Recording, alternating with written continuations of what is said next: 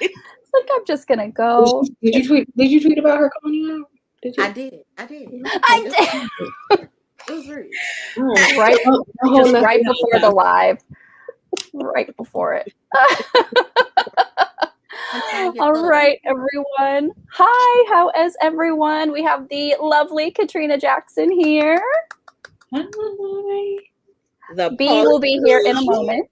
The Polly Queen is in the house, y'all. Yay. I love this as a little nickname. Giving us the Polly Queen, yes.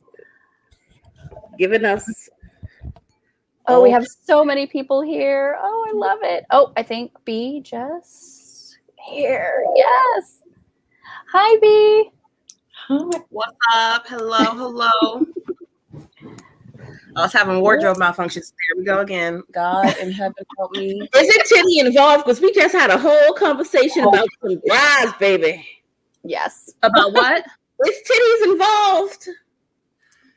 I mean, if you want to, I can pull it down farther. All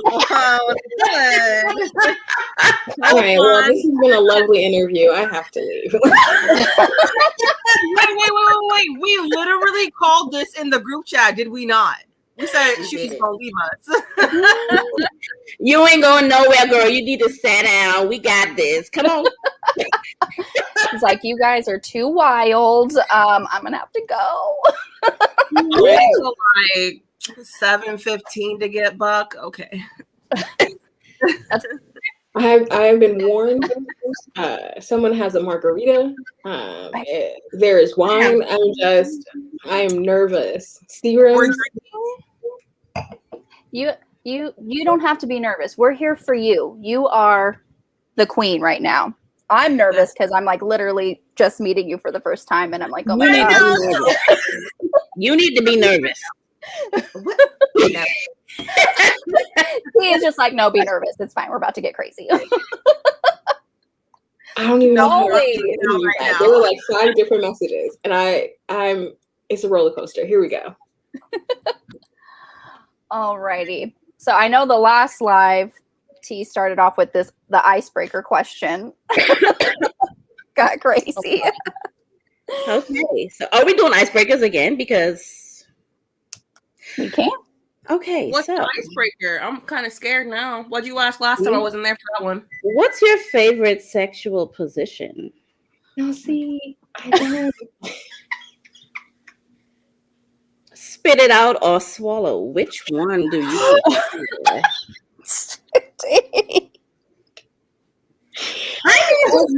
Just a little razzle dazzle out there, you know.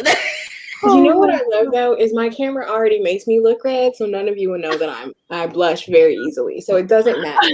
It's perfect. Okay, reverse cowgirl. And it depends on whether I spit or swallow, but you know, I have not met a man worth me swallowing recently. So period. It's a difference, you know. It's a difference. Basically. Is any man worth swallowing? Let's just be honest here. I mean, my husband. Even then, do men deserve rights?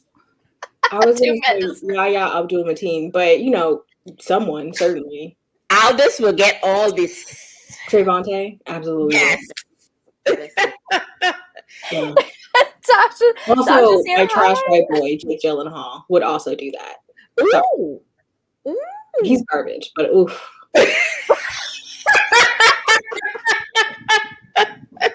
We all have our cross there, and he is mine. Oh gosh. Everyone gets one. Everyone gets one. Cowgirl, though. I'm here for that. Right? I mean, there are others, but like my mother is actually literally in the next room, so we'll just. Really? I'm a whole adult. Okay, well that's done. Literally done. Like, let's not start off this way. My mother is over there. It's too late now. I also think she literally just went downstairs. She's like, you know what? Let me leave just in case. I love reverse, but I don't have the knees for it anymore. You know what? You know what though? Speak on that. Okay.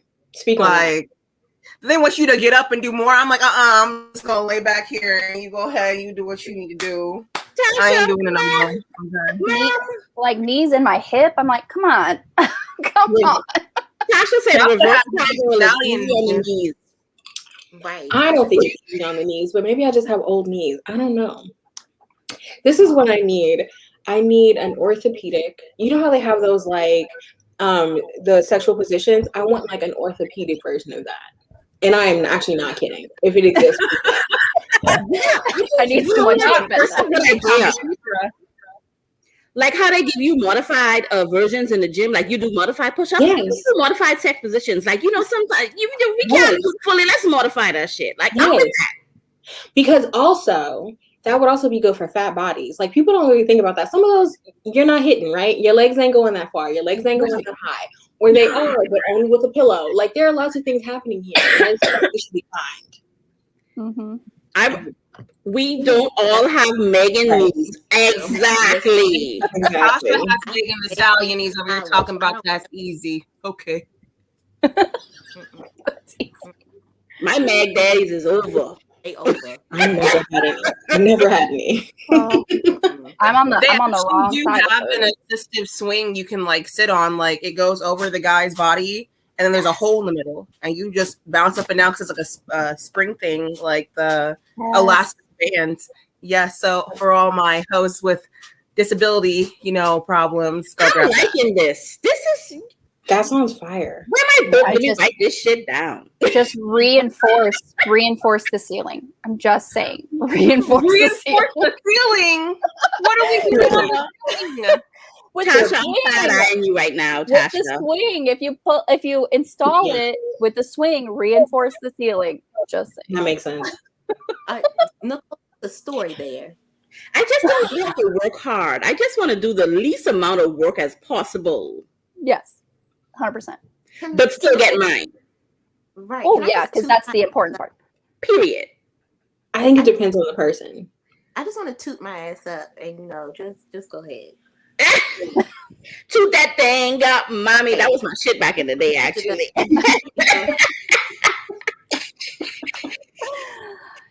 Tasha says all you have to do is bounce.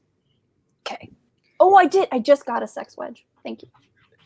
Okay. Nicole, what's We are the out story here with behind the ceiling? information. I love this, actually. Is there a delay? Like, am I the only one that's like? I think there is. I think there's a slight delay. Okay. Do you want me to try to remove you and then add you back in? Yes, please. Okay. Please. Yeah, I think there is one. Is it Let with me me? try No. Okay. May. See Okay. if that's better. My whole I know there's a delay from StreamYard to YouTube, but it could be a delay with like when we talk. You all seem fine to me. Yeah. I think they might be either getting on their phone, because I know they sometimes have better luck on their phone with the lives. Yeah, I agree. Common room talks. I never had Meg days ever in my life. You know, All right. I had some Meg days, but it's not here anymore. It's gone. Listen, It's gone? I tried to do something. My sister asked me if I could do a move the other day, and I was like, "Oh, let me try." And I heard those knees crack, and I said, And that's the thing. You be hearing the shit crack too. It's like, God dang it, is this normal? No. This is shit they don't tell you about getting older. You be hearing the shit crack. I'm like, what is that? You're like, did I just break something, or did I just give myself an adjustment? Like what? Like, Oh. I get 30 first before they start cracking. Oh, sweetie, it goes downhill from 30. 30, yeah. It's like I'm on the wrong side of 30. It's downhill from there, baby. I I don't have vibranium knees. There's no sex swing here. Oh, okay. Let me. I mean, wondering if I'm a bad lay. I gave up on that. I don't care. Just get me off. Godspeed. I don't care.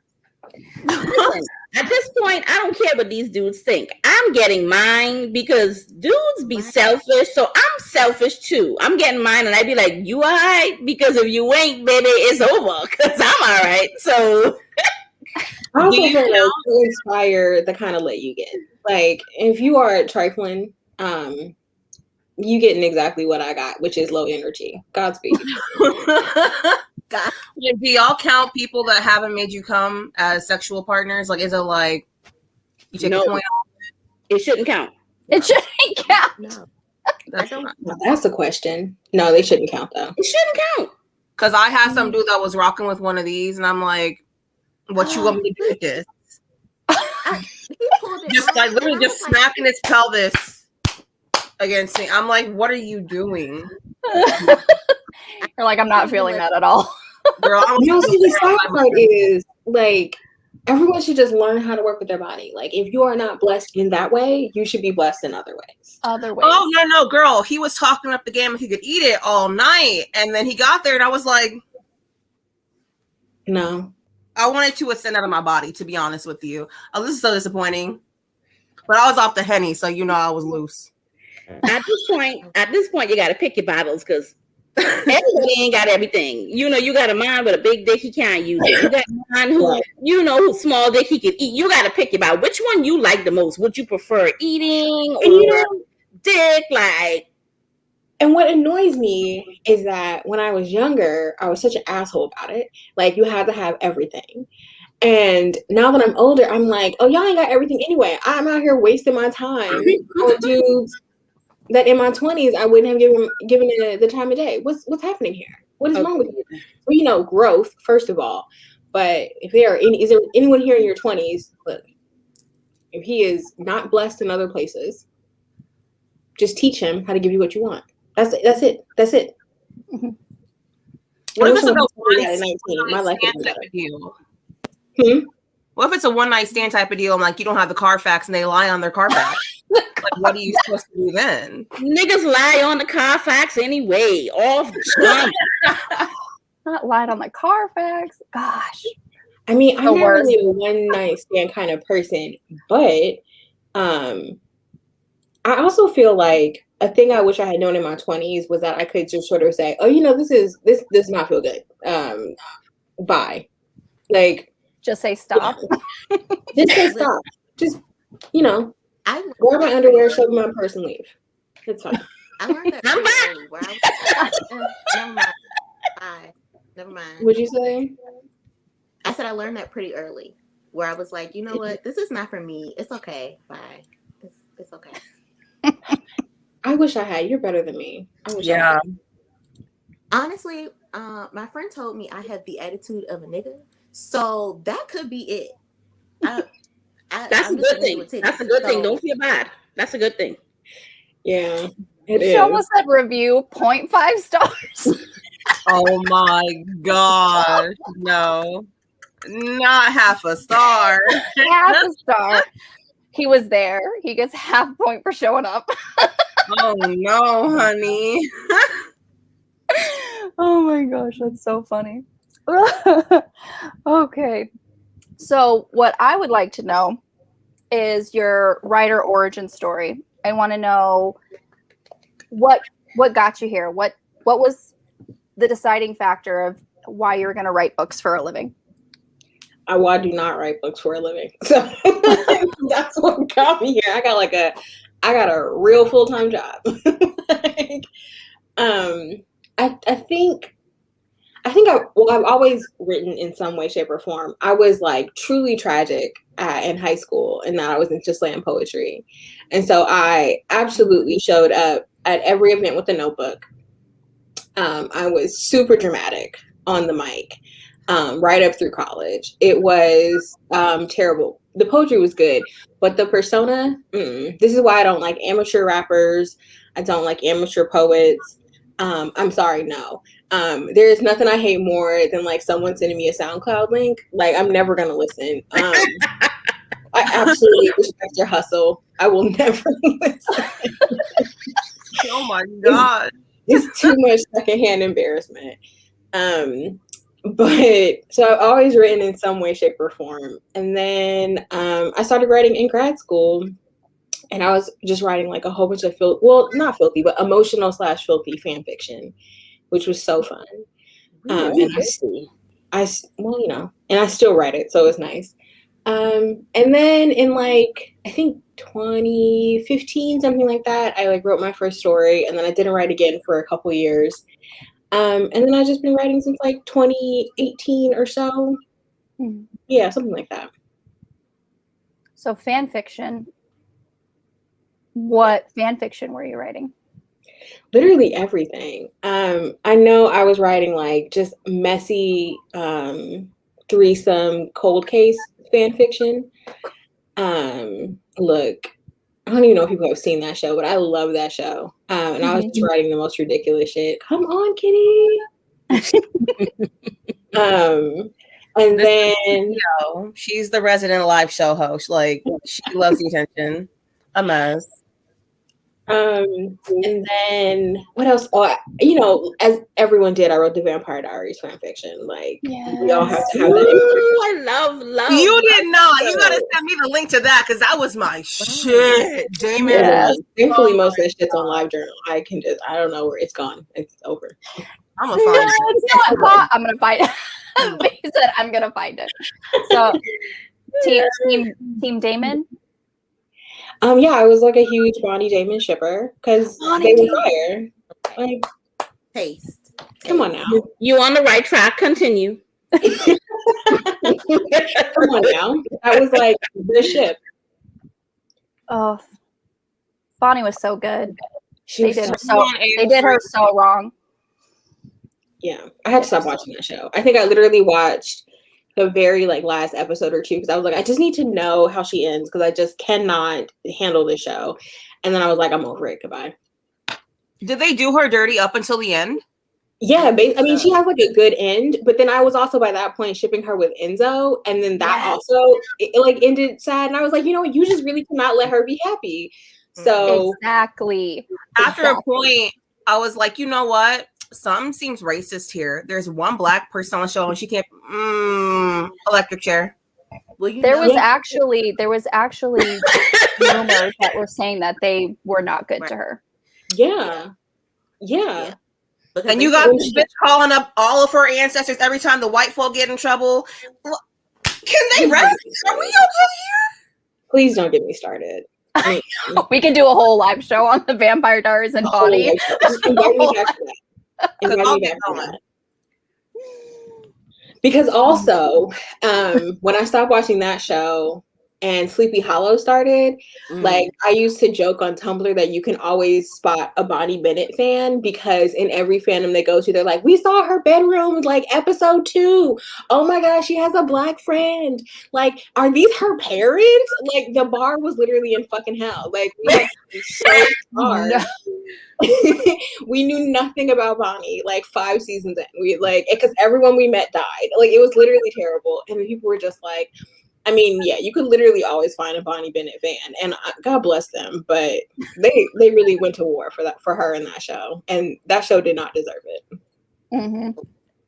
Yeah, that Julie Plec, whoever, I think she was like producer or creator or something. Yeah, she was terrible. Ooh, she was. How do you watch it for Elena anyway? Nina Dobrev could not act. I'm sorry. She was very wonderful. She was better as Catherine. She was the same person, but better as a different side of her character. I was like, how are you giving us nothing in real life? How does that work?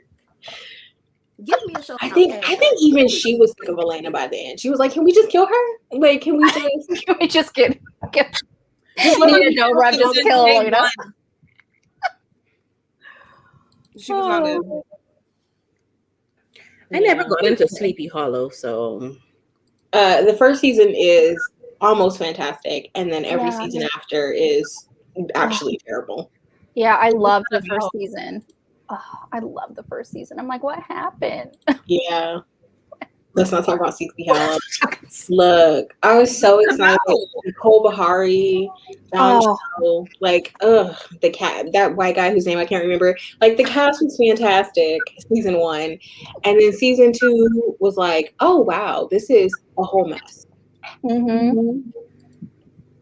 I was a Ika Abby shipper, and then yeah, who was not? Like, literally, who was not? Like, all that potential and talent. Look, this is what I like. We're not gonna talk about my books. We're actually gonna talk about all these fucking shows who have made me ship because I love to ship, and then have like ruined me. Hate it. Absolutely hate it. Yeah, he was like, no, I can't. My wife. I'm like, whatever, it's fine. That's why I only watch New Amsterdam right now, because it's like, it's giving. You know, I watched the first season and I fell off, so I need to get back into that. You do, because they finally, at the end of the last season, gave us like everything. And I've literally probably only watched New Amsterdam for the last like 3 weeks. It's fantastic. And I love Freema Agyeman. Like, I love Jocko Sims. He is beautiful. And they had a little polyamorous thing happening in season 3. Like, New Amsterdam? I need to let me write this down. You said Polly? I did. It's all Black as well. Hello. Got Get it. into this. Oh, we have a question. Yeah. Brazen Babe reviews. What was your motivation behind Back in the Day? Right. Let's get to it.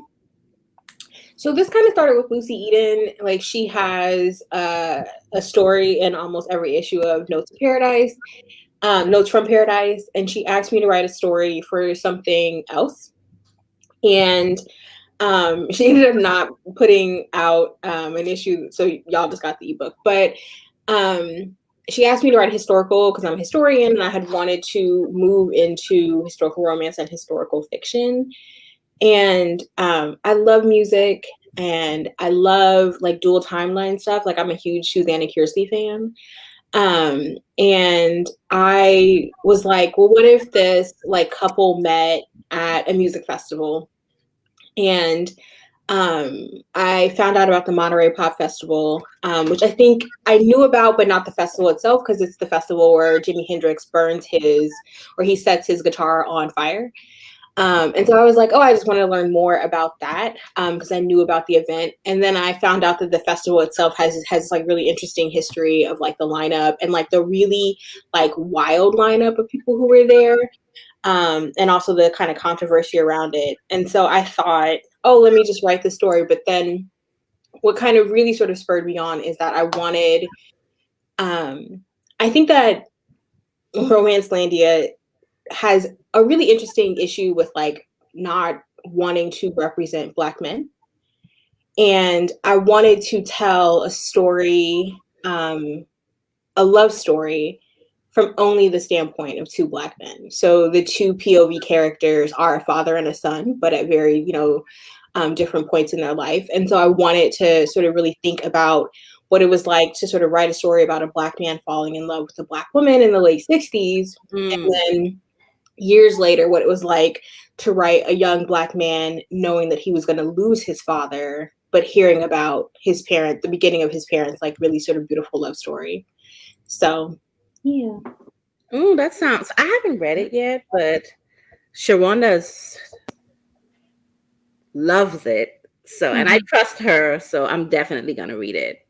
I think it's one of my favorite stories that I've written, maybe ever. But yeah, it's kind of like a tribute for me to like Black men and Black fathers. I'm also from Oakland, and I made these characters from Oakland. So yeah, I channeled also a lot of like my love for like music, like old music from the 60s and 50s, and just music festival. I mean, let me just sort of say, I'm not a festival person because we're not going to sort of go through mud. That sounds disgusting. But I do like live music. I'm from Oakland, and Oakland has a sort of large Southern transplant population, especially at the time. So yeah, it was a lot of me thinking about like my ancestors who had by that point like migrated to California from the South, and like my mother and my aunts. Like, yeah, so yeah. Okay, I have a follow-up question. Now that you have written about, and I'm going to see if you know where I'm going with this.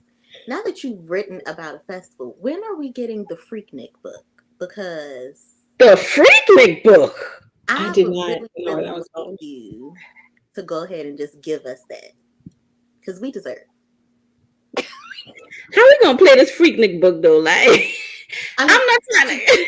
Talking about somebody needs to write one, so I do. Here's what I say. I will probably end up writing it straight up, and I know there's supposed to be another Freaknik this year, and so I will see if I am at all inspired. But I also want to shout out that I think Shay Sanders said that she wanted to write a Freaknik books. And what I really want is for everyone and their mama to write a Freaknik books, because one, this is part of my ultimate agenda to remind y'all that this is history. I don't care. I don't care that your like moms or aunts can remember being there. Don't care. It's still history. But then also, not to be like a jerk, but I don't like classical music. I like popular music. I like pop. So, and I like hip hop. So I want to see more like romances set in these spaces. I also like, I mean, I like other kinds of music as well, but like, I feel like every time there's like a romance and music thing, it's like white music, and it's like old white music at that. Right. I don't care about Beethoven or Bach or whatever. Like, but if you said something at a Britney Spears concert, straight up, I would probably buy that. Yeah, me too. I mean, I love Britney. Britney's a queen. I love Britney. Oh, yay! It's the Wi-Fi. Okay. The internet is really doing the most. But you look pretty. See, I can't even tell if I'm actually in the live yet or not, because that's how slow my Wi-Fi is running. I can hear y'all. Were you But here? You are in the live. Yeah. Oh my goodness. It's saying the page is unresponsive. We're just going to rock with this. I don't need to see myself anyways, but thank y'all. Struggling over here. It's fine. I'm interviewing like my favorite Black romance author, and nothing is working. We love it. Let's go. Oh. Okay. What are we talking about? Sorry. Freaknik. Freaknik. I asked when she was going to give us a Freaknik story. Not Freaknik.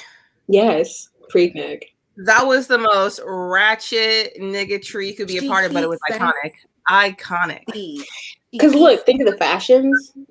Think of the mess out in the open on the hot Atlanta concrete. Like, just imagine. I like Ratchet. Hello. That's open right there in the middle of the street.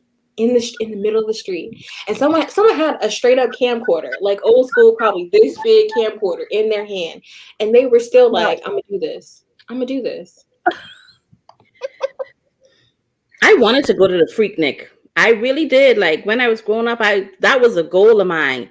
Get to the Freaknik, bitch. And by the time I got old enough, it was no more Freaknik. No more.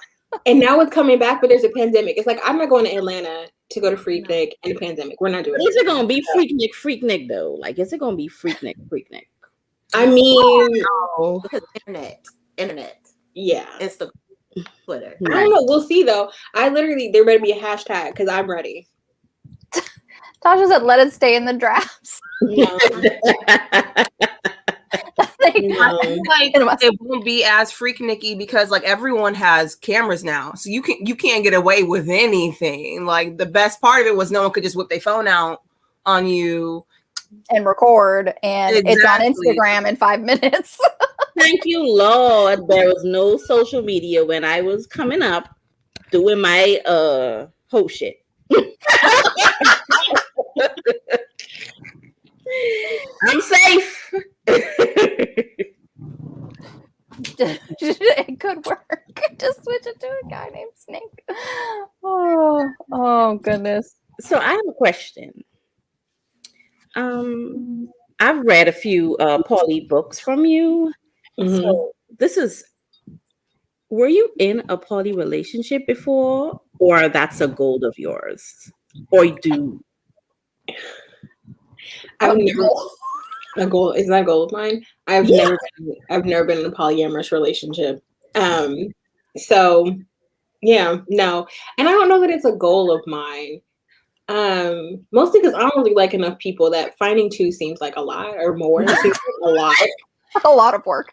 Yeah, I feel like a lot to ask of me. And all of my like polyamorous friends or people I know are like, it takes so much communication and you have to be really sensitive. And I'm like, that sounds wonderful for writing, but for my actual personal life, no. So probably not. It's hard being poly and picky because, like, yeah, you're supposed to have your partner vibe with this person too, but like, you have to get to know a whole other person, and that's just not like, I don't know how I was poly, but antisocial. Yeah, that sounds like so much work. It don't make no sense. No, I really want to deal with my husband at the end of the day. I'd be like, get the hell out of my face. I don't want to talk to you. Yeah, let alone a whole other person. a whole other person too, that you have to like take in like their, experiences and feelings and like, make them feel as included as whatever. No, I don't want to do that. I'm single and I've been single forever, partially because I don't want to do any of that shit. Facts. Ever. Facts. After my last relationship, I was like, I just don't have the time. Hashtag, we got a new hashtag, poly and picky. Pasha. We got I also can barely handle me. No. I know RM's here. Hi. I can barely handle me by myself. It is hard, especially too because I think that the thing that I have realized and like listening to like people who are like in polyamorous relationships is that just the tendency to like be dishonest is so regular, right? And like a lot of the monogamous relationships I've been in, like the dishonesty is just rampant, right? So you have to like do all this work on yourself because like the dishonesty might not even be you and the other person. It might just literally be you to yourself, right? Like, I don't like this, like this isn't working for me, or this is what I need. So you have to do all this work internally, all this work with another person, and then another person, at least one other people, because some people are in other like more like larger, complicated like arrangements. No, literally no. I had a friend that was in one, like they were all married, and then the wife started cheating on my friend and the husband. And I was like, how in the hell y'all pretty much have like free range to be open and communicate, and you still lie? You still lying. Still lying, geez. What's the point? No. Niggas gon' nigga. I mean, oh, it's a problem. First nigalations. It's like, yeah, exactly. Like you're in a relationship that is pretty much, as long as you're communicating and it's open and you're with multiple people, and then you still cheat and lie. Like, I don't. Well, I've been in You have a out of jail free card built in. Built in. I've been in a few poly relationships before. I just didn't know about it. So it's a difference. Tasha said, I don't even like myself half the time. I just didn't know about that. But when you know better, you do better. Wait, I have a question. Which is okay, so I have two favorite poly stories from you, Neighborly and From Scratch. Which one was your favorite? Because I love me some Neighborly. That shit just like built up to a steamy climax like perfectly. But Neighborly, you had Mary walking funny, and I really respected that. Like, there was not one point in time after they all got together that she was not just being split apart, and I was just like, applause the whole time. Shut up. From Scratch is actually my favorite. Of those two, yeah, From Scratch is my favorite. Partially because I really love that, like, everyone thinks Mary is bi, and she's not. She's just like, I'm just trying to have everyone. I mean, she's like path of least resistance. She's like, I don't want there to be room for like anyone's hurt feelings. Like, I like both of y'all. Let's just get this together. And they're like, yes, let's just get this together. It is literally like three people who just want to like get it together, be happy, get it done, have all the sex they can. And then, you know, Mary wants to bake some cookies every now and then. That's literally I really liked that story. I really, really, really loved that story. I really did. I'm thinking about it, having flashbacks to all the scenes. Like, this shit Yeah. was It was like, I want both of y'all. Both of them. I was like, yes. Okay, but wait, but then you get like a little cameo at the end of the second one, and like they're all in the back garden. Fucking, I was like, this is just masterful. But the now he's having a best friend you can fuck outside with your niggas. Like, it was just they move to a place where they don't have to even stay indoors. I just feel like that whole series is just like, we're here to like be happy and live the life we want. Because like book 2, it's like they're just like running around town fucking in public. Like literally, like why are we just out here? I mean, yeah. I like that. I like that. Okay. I'm the same with Tasha. My first book that I read, you know, by you was Neighborly. And I just loved how it was just, the guys were just okay with it. Like, whatever you want, like, just be like the honest. And they're like, yes, whatever you need. I'm like, thank you. Like, can we just get some more men like that? Girl, no. What you? This is fiction. I know. This is all fake. This is play pretend. This is all fake. I'm just like, but I just love that. I love it. Neighbors, okay, it's over. I'm about to be like, you ever read Katrina Jackson? Okay. I love how like she didn't even say anything either. It was the husband. He was just like, I know you're attracted to her. What are you gonna do about it? I love that. So yes, I love this. They were so. Where did those ideas come from? Like, what made you think of like the Baker one first, and then also like these two couples second? So the Baker, so Mary being a baker was like a joke. I mean, I'm an academic, so like and I have tenure, but when I was going up for tenure, literally everyone was like, what are you going to do when you don't get tenure? And it's always something like, I'm going to be a baker. I'm going to like open a bookstore. I mean, it's stuff like that, whatever. And so mine was, I'm going to be a baker. And right around the time I was writing it, there were literally all of these stories around the world about these like small towns that were like population in population deficits. And I was like, oh, what if you move there?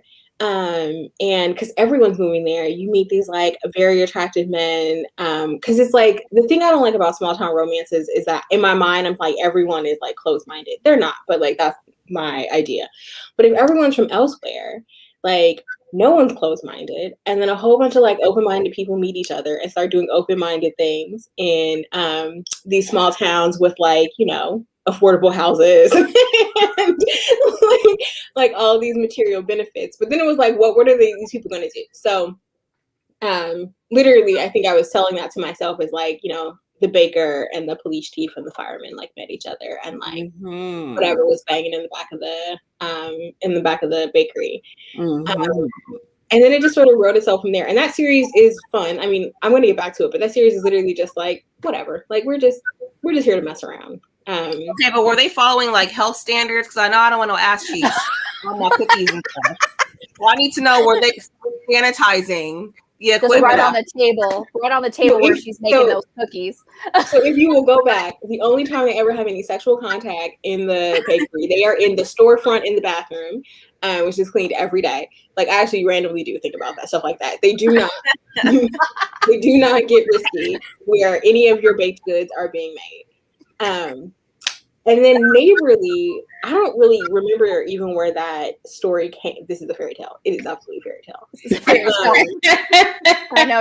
I love Heather's comment, just pulling us out of the daydream, right? Like, it's just make believe. But still, I mean, you can write it without like also being gross. And then I don't remember where I got the idea for Neighborly so much, but I do remember that in the first iteration of that story, there was like all this angst and like the men were not particularly supportive. And I was like, I don't want to write this shit. I don't know if anyone wants to read that, but I know I didn't want to write it. And so I just like the idea of them, you know, I also love a thin wall. So it was just sort of like, yeah, I don't remember where I got the idea for that, but yeah. Oh, but I know what I do know that I had a nail tech I liked at the time. Oh, sorry. Go ahead. Nail tech? So my nail tech at the time, so I knew I wanted to make Tasha a nail tech. And so I literally went to get my nails done. And I was like, so, you know, what's the training like? That was like literally the extent of my research. I was like, so for that single scene, I was like, nail tech need love too, boo. They do, literally. You did the research. At least you did the research. Yeah, the hands-on research. Amen. I remember the scene where they're both in the like garden shed that you refurbished as, was it Tasha's art studio? And like there was a part where you wrote about the light coming through the window and her touching Tasha and like seeing her nipples through the shirt. And I was like, this is like art right here. Like, we love this. And I'm like, fuck, please fuck. Like, let's go. Honestly, it was beautiful, just like how it was written. Like you said, B, it's like art. It's like I could see it. It was like a painting. It was amazing. Thank you. Okay, don't make me feel stuff.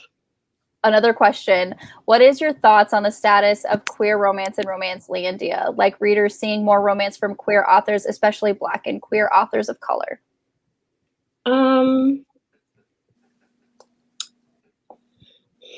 So my like good thoughts are I'm so happy that there are so many more queer Black authors writing queer Black romances. Like there have always been some, but I just feel like in the past maybe year or so, there's so many more, which I love. And I love that they are indie and trad pub as well. Like I like that we're getting like a really good mix. What I would say on the not so great part is I do think that there is this tendency in romance to ignore us, especially if we are writing MF, and or if we are, or I should say, to ignore us if we're not only writing queer. So the number of times I've seen people forget that like big people like Alyssa Cole and Rebecca Weatherspoon write queer romances, right? Or the minute someone like a Jack Harmon writes an MF, it's like, oh, that's somehow different, right? And yet all of the like queer Black authors who I'm either friends with or who I enjoy reading, the minute they write anything sort of outside of, especially if they're not writing MM, I mean, that's a whole other situation, but the minute they aren't solely writing queer romance, it's as if they don't exist, right? Yeah. And yet white authors in particular can write literally anything, and readers will make sure to remind you, no, they also have a queer romance, or they also read that. Or they will even forget that those of us who are not silent about being queer are queer, right? So like the number of times, again, people will forget that like people have said, hey, I'm bi. And yet there will be lists of queer authors and they are nowhere on there. And I think that's actually more just queer authors of color, not just queer Black authors, but I do, because I'm looking at Black authors and I'm friends with so many other queer Black authors, like I think that erasure, personally it hurts. But I'm also an angry bitch, so I will be angry about it. But I will say, as a personally, like to end on a good note, I'm just so happy that there are so many more queer Black authors writing queer stories, and also they're being read. I think that's another like really critical thing too. Sharonda asked the exact question I wanted to ask, like verbatim. So thank you, Mama. Love you. I do also need queer romances with Black leads. I personally, everyone is different. I personally won't write like MF or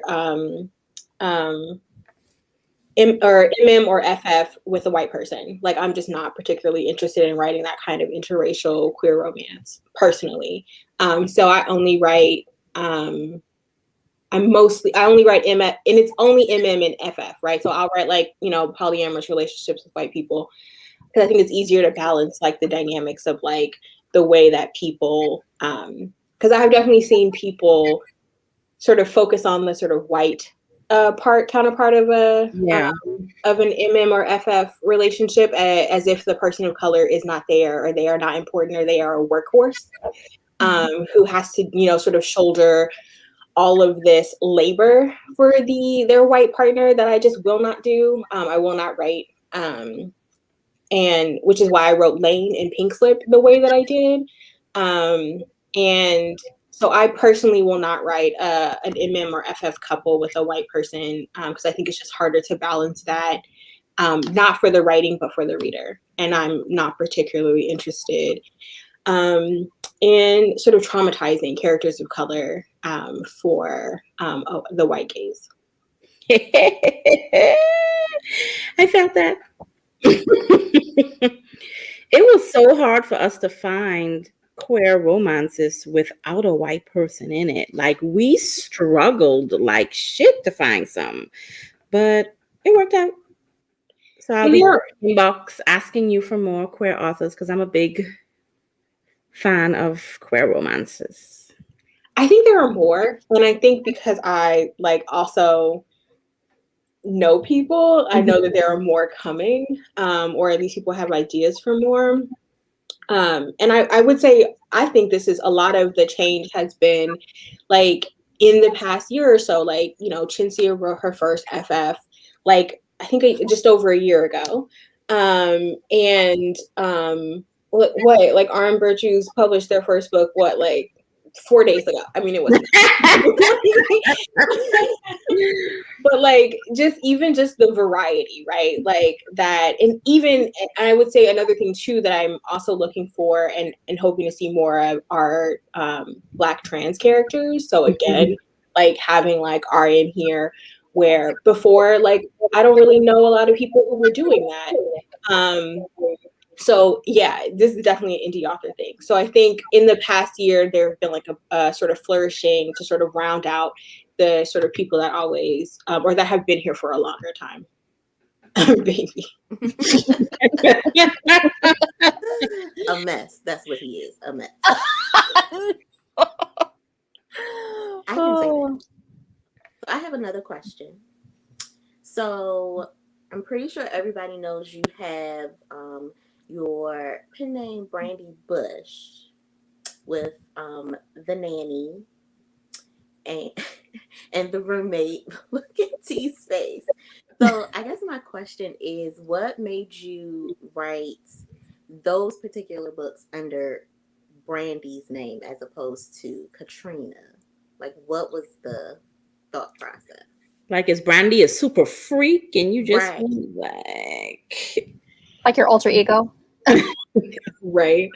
I think that like I don't know that I think out a whole bunch of stuff like well or thoroughly. So I'm not gonna pretend as if like I had like a marketing plan. I don't know. But I did want to like explore something slightly differently. So like Brandy's books so far all are a particular kind of I mean, well, they're all polyamorous right now. They won't all be. But I wanted none of those books are romances. So I also wanted a like erotica pen name, like for only erotica. And then I also wanted to sort of take on like tropes or kinks or whatever, like in a slightly different way. So, like the roommate is what it is. And the nanny is like breeder kink. So but like in the way that I would write it, I guess, is sort of for me. So yeah. And I have some other plans that are like just skirting the line of like taboo. Can you tell us? No. A snippet? I like no. A sneak peek? No. Just a small word?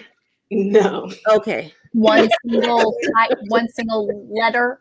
Like a hint? Can you give us the trope, the kink? Dang, you can't give us nothing. Dang. I knew she was gonna do this. I was like, RM is too easy. RM is too easy. Like we were all vibing. I'm like, Kat's gonna be like, wrong answer. No. Come on, come on. RM was just like, let me read the entire book to you. Hold on. Hold up now. He was about to do all that. I wanted him to though. That was so nice talking. That's what I said. Like, can we get a sentence? Oh, Sharonda said a sentence. Is his dick big? always. I mean something. This is romance. We're living in fantasy land. The dicks are big, okay? We celebrate big dicks today. Come on, Katrina, drop it. She did say no. No. I will say I'm hoping to get back to her though. I will say, like, I had planned to have at least one more story out from her by now, but life. But we're gonna get back to her. You say get back. I have a question. Go ahead. What was the inspiration behind the Spies Who Loved Her series? Because I read a few. The last one I read was why am I blanking on everything? Bright Eyes? No. Bright Lights. Bright Lights, yes. And oh my God, girl, when you had them in that strip club and the private dancer, girl, I had to put the book down. So good.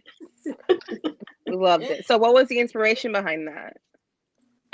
First of all, I love spy movies. Like, seriously. Like, I'm a huge, like, James Bond fan. Like, I will watch literally anything. I love, what was that one that Melissa McCarthy did? That needs a sequel. What was it called? Is it the one with Jason Statham? Yes. Oh my gosh. So funny. Love him. He is Just so not out there. he is so fun.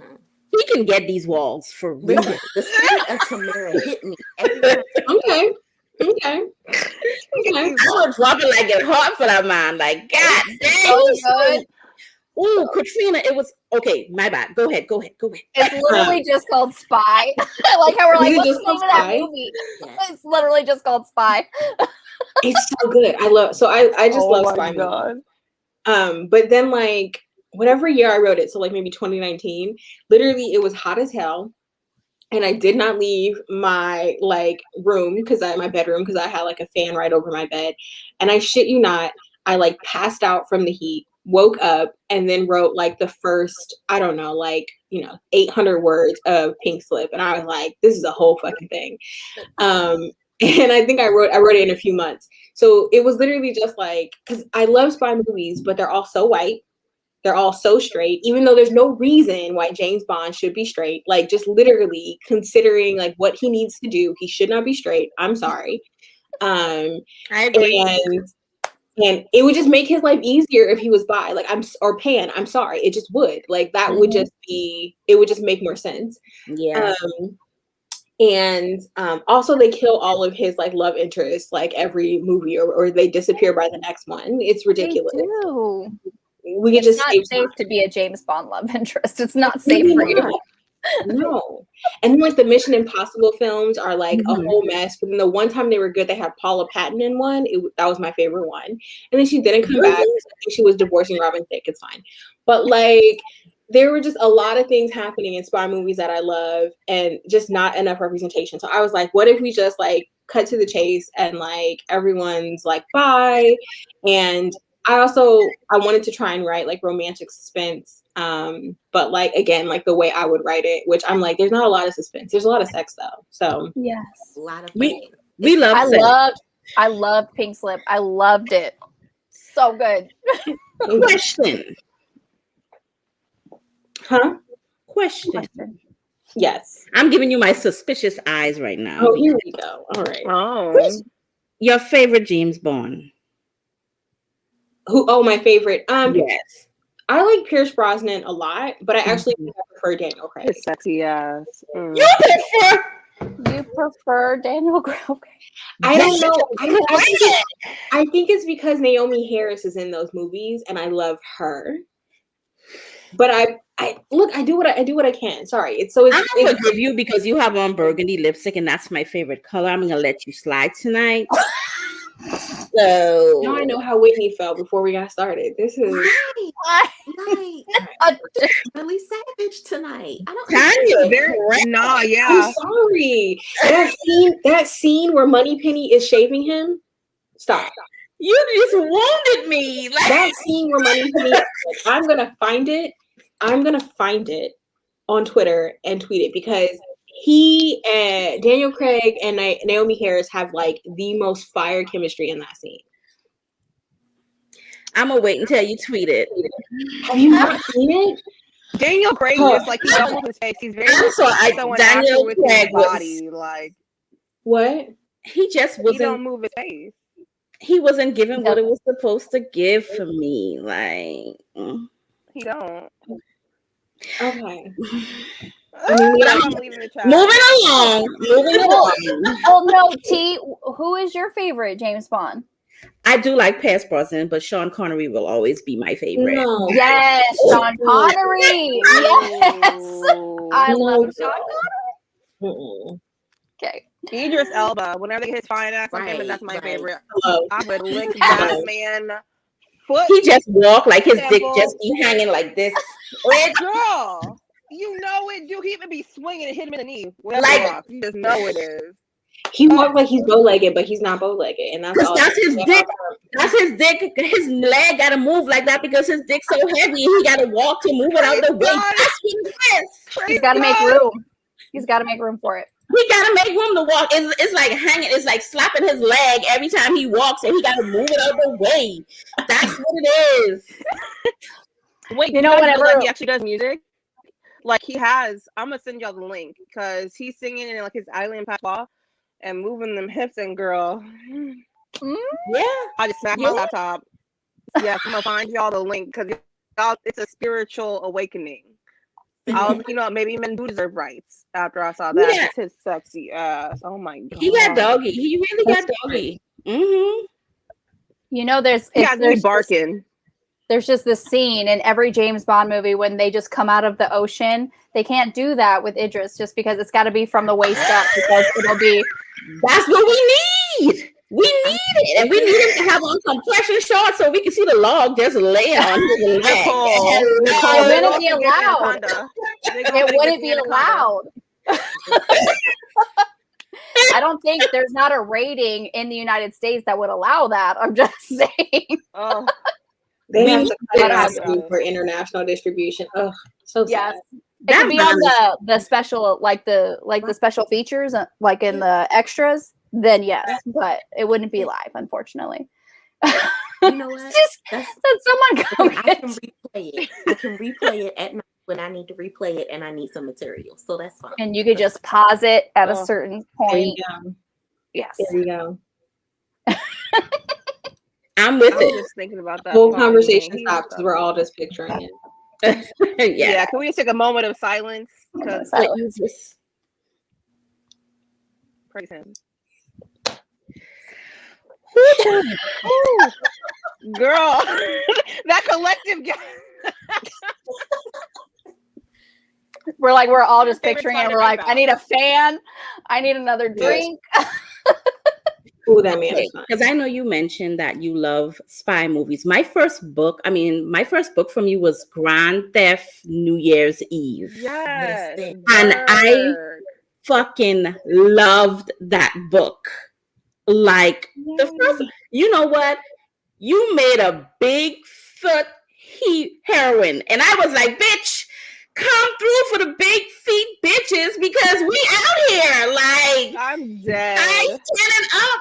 I felt like, you know what? I felt good because I was like, damn, we got big footholds in this bitch. Because every time I read these books, I'm seeing size 7, size 8. And I'm like, bitch, I'm 10 and a half. Like, so thank you for that.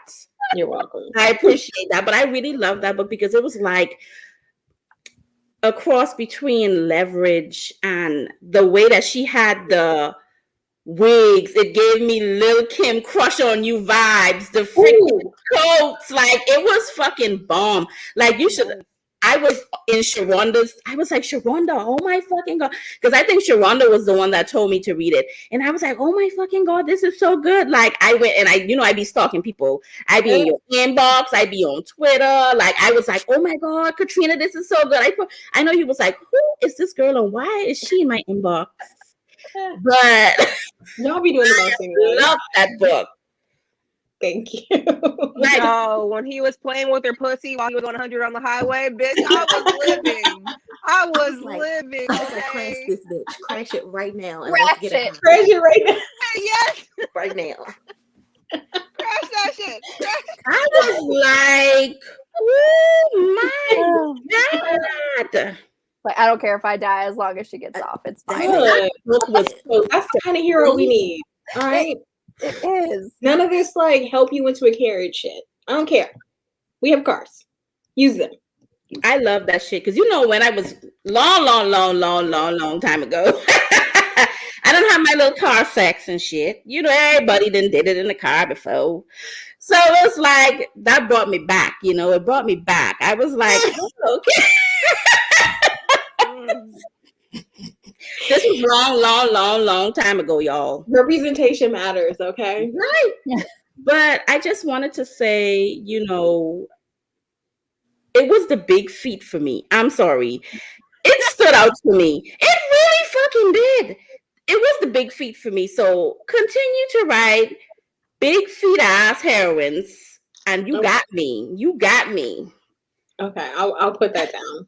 I do love my inspo for that was Megan Thee Stallion. And I was like, she got big feet, she tall, she thick. Like, hello? Hello? We all out here with small feet, y'all. We got big ass feet in this bitch. Yeah. Okay? Yeah. And with that, I've never felt so seen. Wait, Tasha, what now?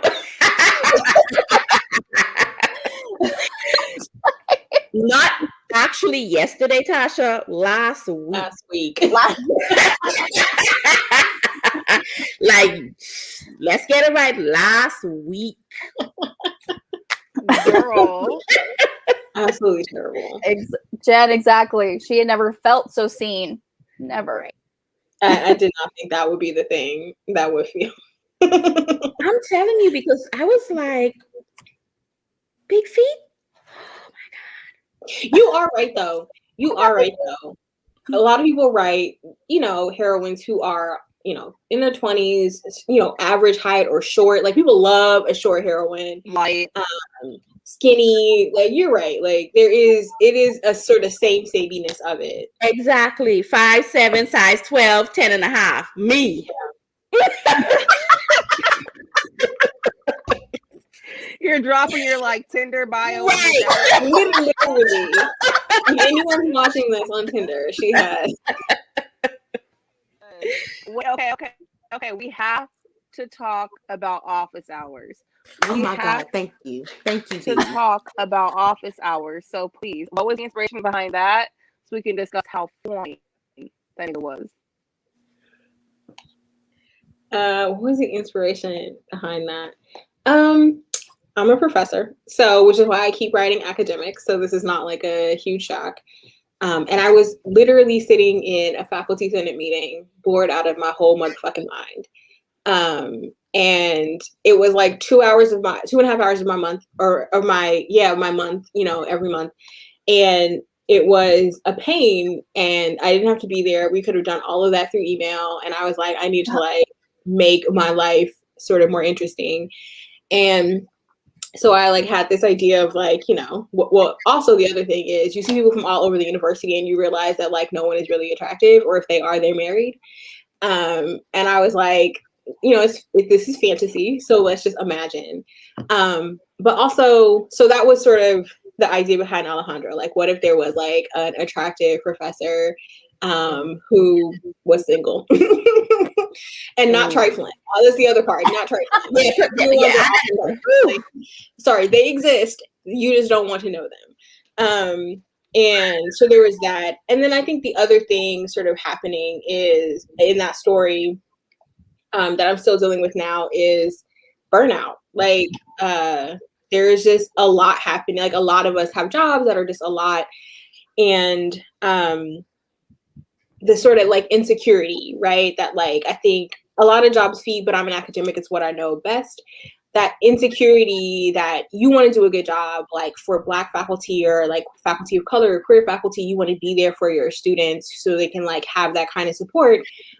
And the university knows that. And so you go out of, you do more than you are, you know, being required to do, which only leads to you feeling more tired and more burnt out. And so much of that, especially for a lot of Black faculty, no one really tells you, or you don't really know how to navigate that work you do for your students, especially, actually very often doesn't count for your job. So you can go up for tenure. Like I remember like being a college student or in grad school, and like my favorite professor would leave and I would never understand why. And it's because they did all this work with students and then they went up for tenure and their department was like, oh, that doesn't count. You didn't publish enough. Or that doesn't count. You didn't do, you know, the kind of service we value, which usually isn't student-centered work. I mean, it depends, but yeah. So much of like what Deja is dealing with is that she is in this job she could be good at, but she doesn't have support, and she loves her students. But it is this is work that she's doing, service that she's giving to them that might, you know, not help her keep her job. So, and then like me, I mean, you know, a lot of my characters have like some personalities of me. Like me, it's hard for Deja to like ask for help, which is the sort of point, is that there are all these people around her who want to help her and she doesn't know how to ask for help. So, and I think Alejandro is like my softest hero. Like, I was just about to say that. He He was very soft, so sweet, and I just wanted to reach in the book and cuddle him. Like, Okay, well, you can cuddle him. I just want to fuck him, and then There it is. There it is. I'm just saying. well, here you go. we have. Do you find yourself writing self inserts at all when you write? Like it's like a way for you to like get everything out and it just comes out being a bomb ass fucking book. Yeah, but not in the way that you might expect. Like the sex is kind of incidental. Like that's not at all a self-insert. But yeah, I write a lot of academics, and I mean, I would be out here straight up lying to you if I said that like there isn't a little bit of me and Mary. Like I wrote her when I thought I wasn't gonna get tenure. So like Mary is, yeah, like Mary is like the fantasy. It's literally like, oh, I'm not gonna get tenure. I literally published that story like a month before I turned in my tenure documents. So Mary was my fantasy. I was like, well, I'm not going to get tenure, and then I'm going to move to like some small town and this will be my life. I started writing office hours right after I got tenure. So Deja is a lot of the reflection on like what the process was like for me and what it was like for some of my friends. So Deja, Tony, and Marie are like amalgamations of like all of my friends who were like in the tenure process at the same time. And so, yeah, there are like little bits and pieces of me and like all the characters, like the male characters as well. So it's not just the female characters either. Okay. Another question here is what's the next book we can expect from you?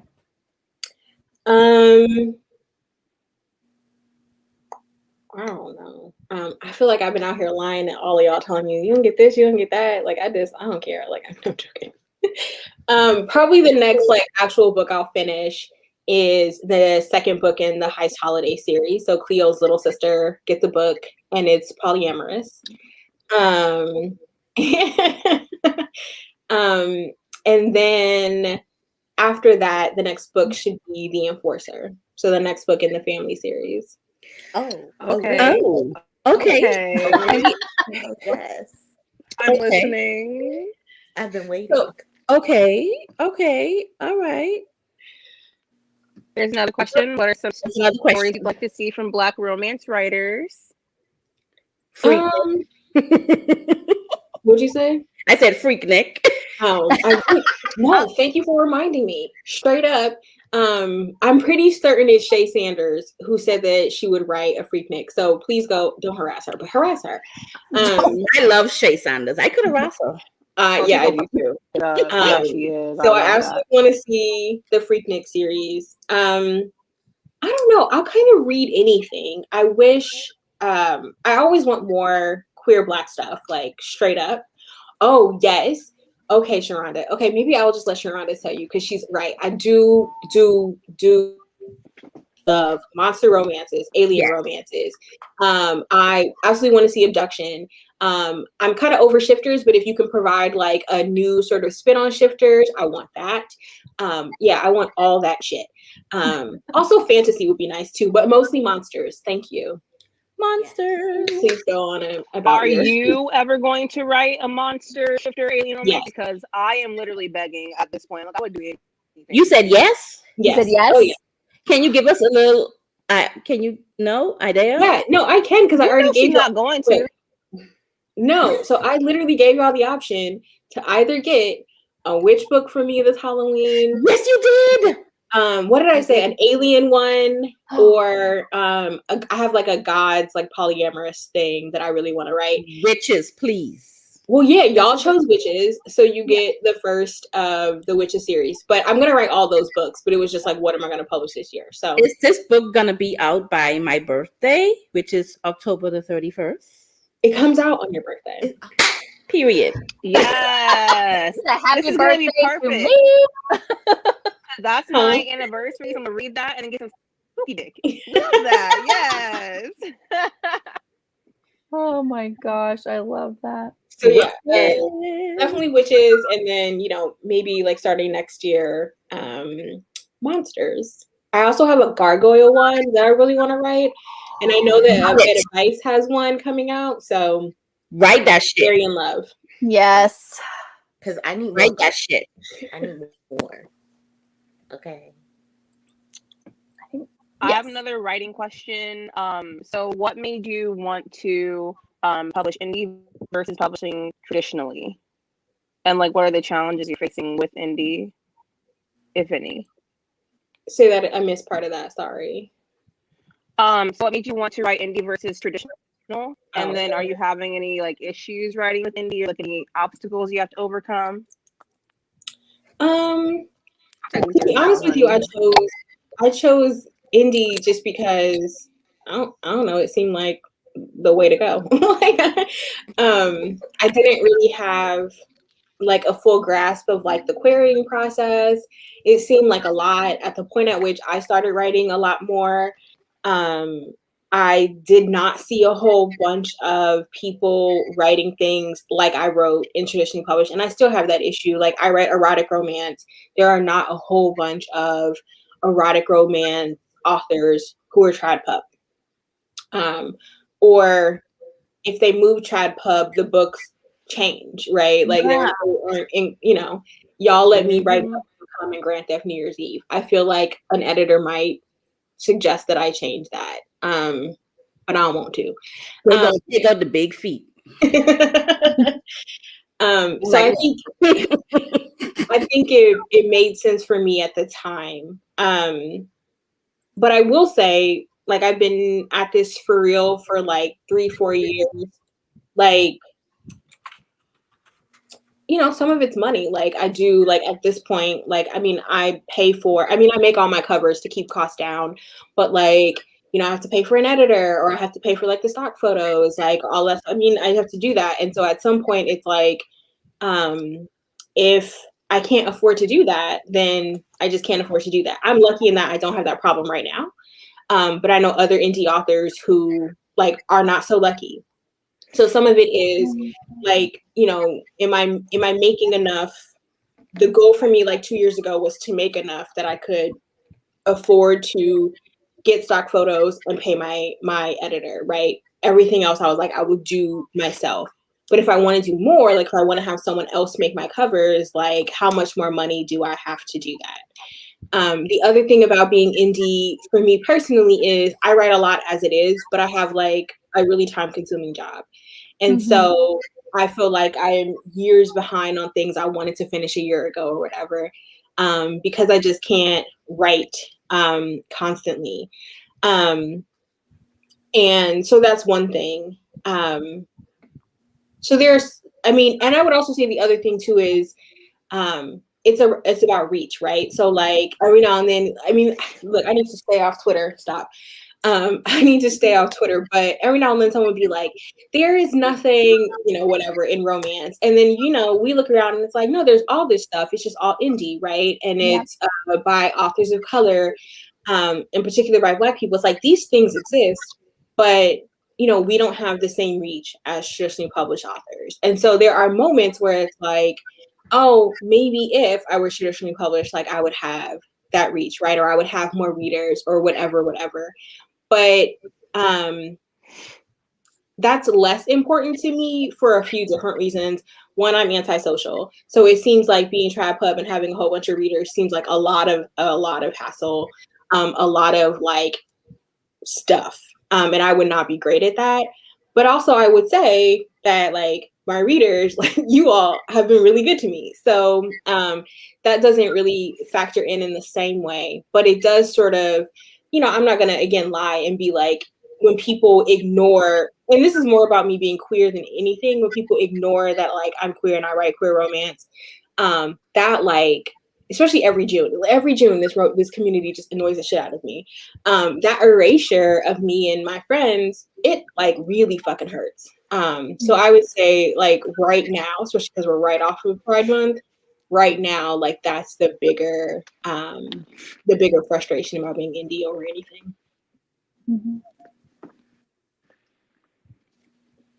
Yeah, I also am never gonna write like just IR with the white man. I mean, I'm just I see Tasha's comment. I'm just not doing it. Yeah, you know what? That's a good comment by Tasha, because you've seen this word go around now. Diversity. You know what it's like? Diverse reader, diverse book, and I'm like, what is considered diverse to you? Like when you see the diverse word and the diverse readers and the diverse books, what is the first thing that comes to your mind? One person.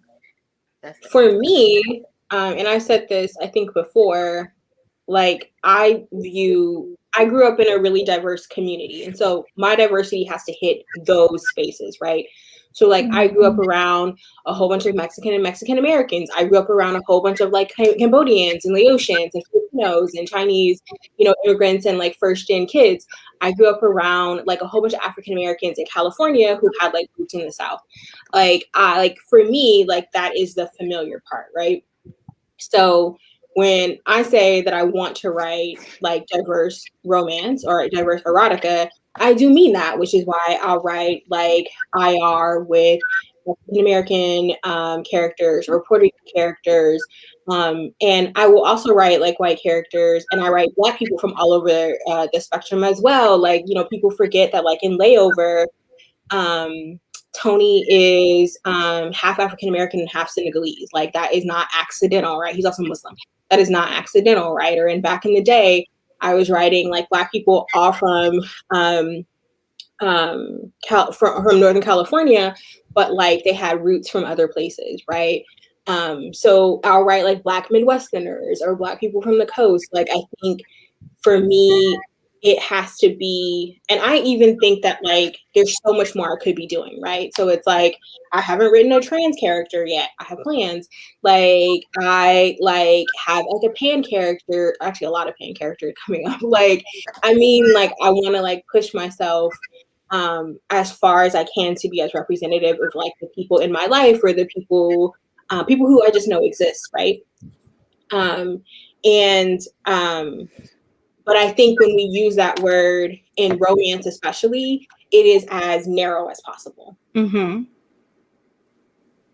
Follow-up question. Do you think that part of the reason the reach isn't as far is because the community doesn't view indie publishing as, I guess, elite as traditional? Because I feel like the community, especially the Black community, has a tendency to fail its Black authors in other facets of writing, because there are indie authors that deserve the like hype of traditional ones, and there are traditional authors that went traditional, and it's not the same quality anymore. Yeah. I would actually argue that like, I mean, I guess it also depends too. Like I don't, like I can only speak from my own experience, right? I think that like actually Black readers have been great to me, like straight up. Like, and my readership is super diverse, right? Like I think that like other parts of the community. I do know that like when I first started writing and it seemed like there were like me and just a few other like Black authors writing queer romance, everyone was like, oh, it's because like Black readers don't read that. I have not had that experience. Like people definitely told me that like Black readers would not read queer romance. Shit. And the way that y'all have harassed me about Neighborly is okay. But like I've just never had that experience. But I think that a couple things are sort of behind that. I think on the one hand, people forget, which is my big annoyance, they forget that like we're not all straight. Right. So like this assumption that like Black readers won't read queer romance is basically the assumption that like Black queer people do not exist, which is annoying as hell. Right. But I also think, though, that the reader who reads trad and indie is probably a smaller part of the romance audience than we acknowledge. Because there are some people who will read everything every traditional publisher puts out, even if they hate it. Like that's the sort of thing, right? Even if they hate it, they'll still read it. So I think that the reader who will read indie romance is so broad. They will read everything and they will read anything. But you know, we don't have the same kind of money. We don't have, you know, the same kind of, I don't remember if Kirkus reviews like indie books. I want to say they don't. But even if you look at like the reviewer space, right? Like the large reviewer, not the like blogger space, but like the people in the big newspapers, even they like will ignore the vast majority of indie books, right? Regardless of what they're like, unless you're a big name. That's sort of what it comes to, unless you're a big name. And yeah, there are just variables there. But I would argue, at least for me, Black readers have been really good to me. I feel like the mainstream community fails indie authors because I didn't start reading indie until I followed Sharonda and T. And I actually, the first time I saw you, you were like on the TL, someone tried you, like, I will cuss y'all the fuck out. Don't play with me. And I was like, oh, let me pick up her books. Because I was like, I felt like in the main community, there's a tendency to have Blackness be a little bit muted, or you to like appease the white audience, because that's what the mainstream community is built off of. And it was really refreshing to see a Black author be unapologetically Black on the TL, like just out there. And I really admired that. And that's what made me want to read more indie, because it led me Tasha and Shay and everyone else that we know. So, Ooh, Lisa, oh, you're spitting. Go ahead. I would say that I think it's harder to just be like, not even just unapologetically Black, but it's just harder to say what you want if you're a traditional publisher. Like that's, I think, if you're a traditionally published author, I think that's straight up a reality. And I'm not gonna like judge anyone for that necessarily. But I will say that if I'm gonna be indie, this is the rationalization that I have talked to my friends about. Like Tasha and I have talked about this a lot, but also just straight up, if I'm gonna be indie, like I have to have a moral compass, straight up, right? And I write with that same moral compass, which is writing people of color primarily, which is writing like Black women of many different body types, which is writing queer people of color, especially queer Black people. That's the moral compass. So when some fuck shit is happening on the timeline, the moral compass doesn't like disappear because I'm worried someone's gonna unfollow me, or I'm worried someone's not gonna read my book. If you're not gonna read my book because I called white supremacy, don't read the book. I'm chill. It's fine. I'm not broke. We're okay, right? Go find someone you like. Straight up, right? Right there. There is literally no one who is giving me money, who's giving me money enough to shut up. And I don't really think that there's like a price tag for me, because the other thing too, which I think people don't like to acknowledge when I talk about diversity and race and white supremacy and racism, this isn't just the stuff that I write. This isn't just because I'm a Black person. This is also literally my area of expertise, right? This is the thing I like annoyed myself about in grad school for years to study, to talk about, to teach, right? So what the fuck do I look like being like, I am unapologetically Black, like I love myself, but then being like, oh, I'm gonna like not call my like friend out for racism because like I'm hoping she's gonna give me a blurb. I don't give a shit. It's a lot of people Don't like that. Like that. blur my shit. I'll just take the blurb off. It's fine. It's okay. It's a lot of people like that out there. Yeah. You better read them hoes down. Okay. And look, like I do understand that in traditional publishing, that is a harder thing to navigate. Like again, that's not really a judgment call. But at that point, if the choice is shut up, let me rephrase that. If the choice is to say nothing or to say something that's going to betray my morals, I'm going to say nothing at the very least. But again, I ain't getting money like that. So I'm gonna say what the fuck I feel.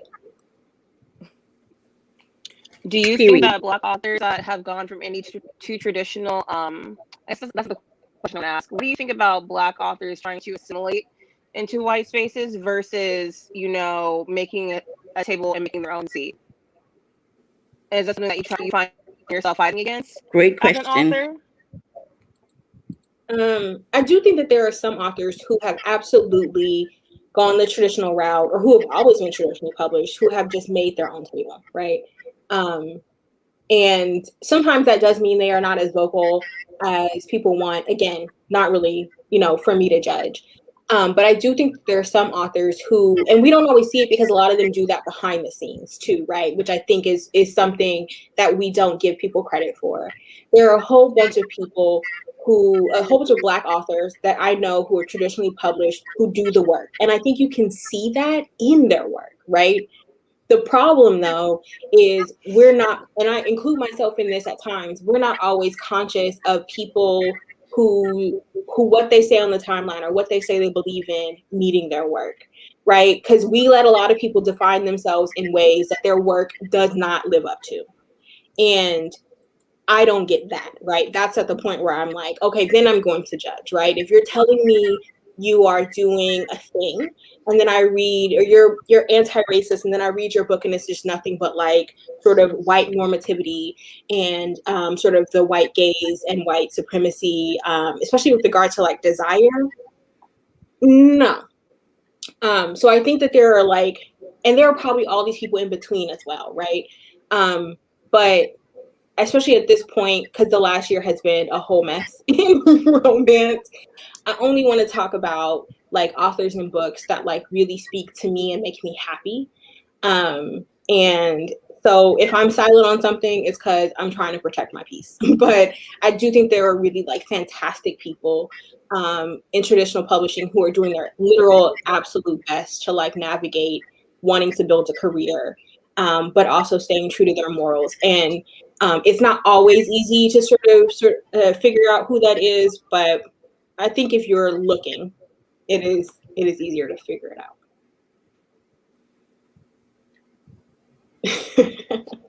They said Professor Jackson. Yes, God. Shomala did ask a question up here, your writing process. So are you like a plotter? Are you a pantser? Oh, I'm a pantser all the way. Pantser all the way. Like, oh, I can't wait to read this book. I'm like, me either.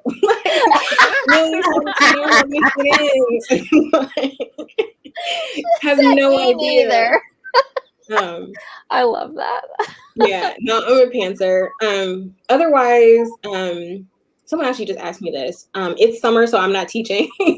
Whitney was like, "Don't you have to teach?" I was like, "No, girl." So in the summer I write almost every day, or at least 5 days a week. I think my clearest in the morning with coffee. And then I do, and this is true for my personal or my professional life as well, in academia, I do a lot of thinking. So there are all these stories I like want to write in the future. And I have spent a lot of time thinking about scenes I can't wait to write, and things like that. So yeah, I'm a pantser. Awesome. I love that. In line with writing Private Eye, there was a lot of good sexual tension in that book, like off the charts. How did you do that? I just need to know, because I was literally sitting here reading it like, baby, when are y'all just gonna go ahead and get down to it? Because I'm high. If I'm high, I know they high. Yeah, I remember your thread was like, oh, they didn't have like, PMV sex until the literal last chapter. And it's like, they sure did not. Which is actually really common for my books. I think people forget that. Like, there might only be like one full-fledged sex scene in a single book, especially if it's a novella. There might only be one. Finally, someone talking about Private Eye. In caps. She put it in caps too. Finally. I think that, lots of people do erotic romance different ways, right? And for me, I'm really trying to do a lot of sexual tension, which means that there's just not always going to be, there can't just be a whole bunch of sex. Like, you have to build up to that. But also there are many different kinds of sex, right? And like, I think I want to explore as many different kinds of like sexual interaction and content as I can. And then because of the fact that like Maya and Kenny met online, I think they were already really used to not being able to touch one another. So there was all this space to interrogate all of these fantasies that they'd had about one another, in their like, sort of internal dialogue. And so, but it's like if you dated someone online or you were in a long distance relationship for a while, like that moment where you like get to be with them is also really tenuous as well, right? Where you're trying to figure out what they like or how they're comfortable being touched or whatever. And there's also tension in that. That tension was off the charts. Like, I remember, I don't understand how the hottest book I've ever read, and yet. I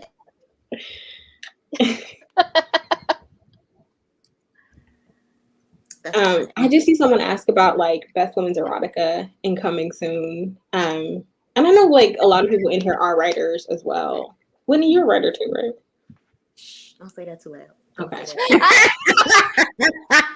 I'm just saying.